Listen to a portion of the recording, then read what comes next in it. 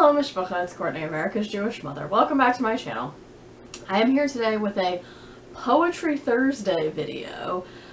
So I think this concept was originated by Lucas at Bits of Lit, whose channel I will link down below.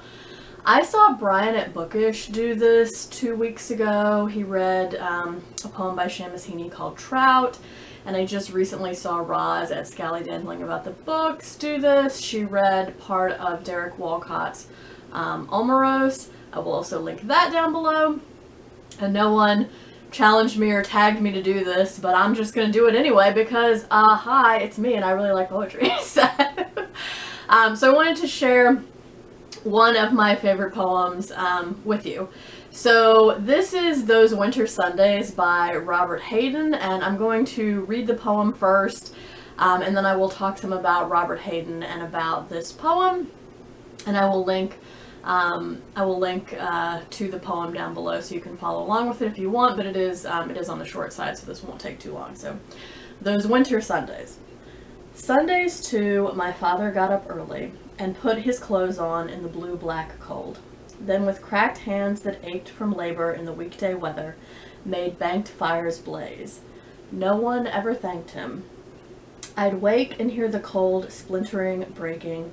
When the rooms were warm, he'd call, and slowly I would rise and dress, fearing the chronic angers of that house, speaking indifferently to him who had driven out the cold and polished my good shoes as well. What did I know?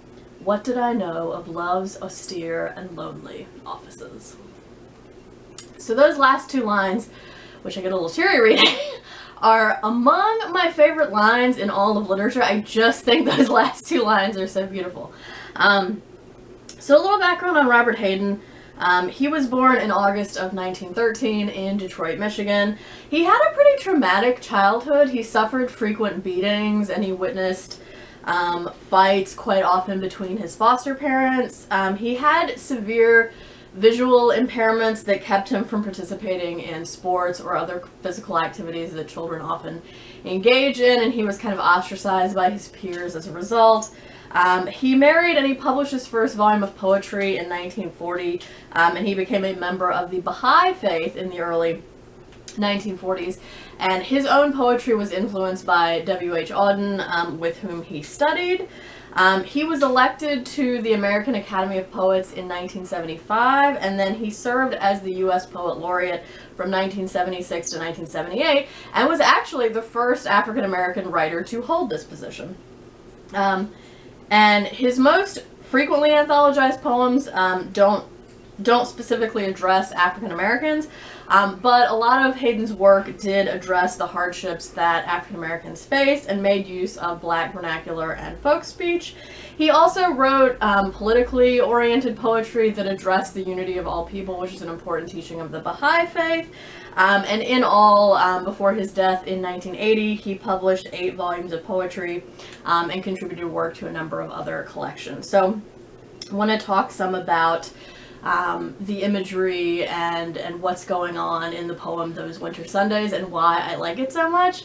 So one reason I really like it is because it's a very reflective poem. You can tell that it's a speaker who's looking back on his childhood and kind of realizing that he didn't really understand things that his father did for him in his childhood that were in fact acts of love or trying to show him that he loved him. You can imagine that maybe this was a family where the father didn't really verbally say "I love you" much, if ever, and maybe he didn't spend a lot of quality time with his son because he talks about labor in the weekday weather. So you can probably imagine that this was someone who worked a lot. And so this sort of act of getting up early, even on Sundays, because again, the first line says, Sundays too, my father got up early, implying that he gets up early pretty much every day.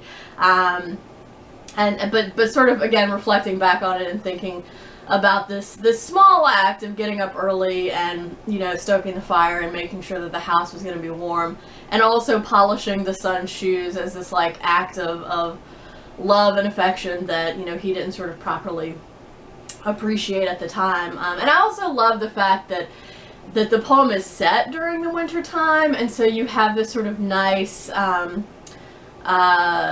metaphor in that, because the house is cold because it's winter, but the house is also cold emotionally. It says, I would rise and dress fearing the chronic angers of that house. And so you have both this wintry scene, but again, also, like, clearly there's an emotional coldness or distance in the house as well. And, you know, I can imagine that it's possible, although I don't know this for sure, but it is possible based on what I know about Robert Hayden's life, that, you know, this could have been written after the death of his own father.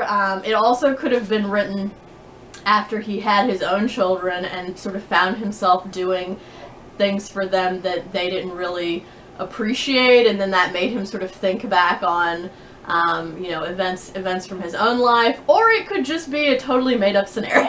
So I think any of these things is possible. But anyway, so I'm not going to go on and on about this poem, although I definitely could, but I hope you know, if you've never heard of this before, that you enjoyed it. And yeah, I would love for more people to do Poetry Thursday videos, because again, I love poetry. So thank you for watching this. I hope everyone is staying healthy and well. I hope you're doing good reading whatever you're reading. And until next time, would it kill you to call you mother?